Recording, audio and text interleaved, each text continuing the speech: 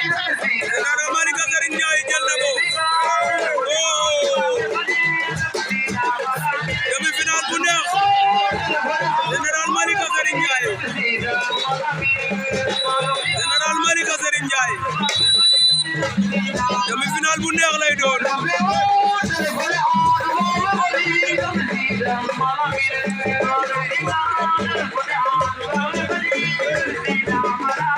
Aja Général TV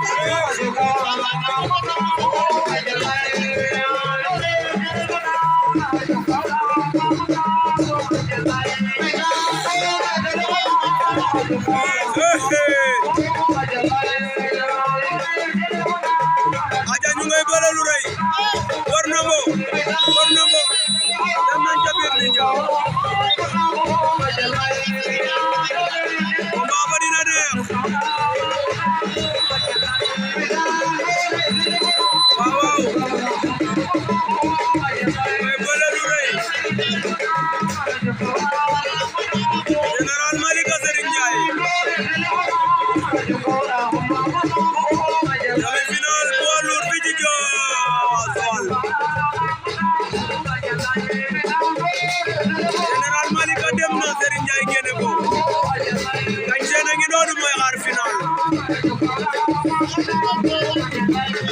jooy njom ak Diouf Sarr Tigek Général TV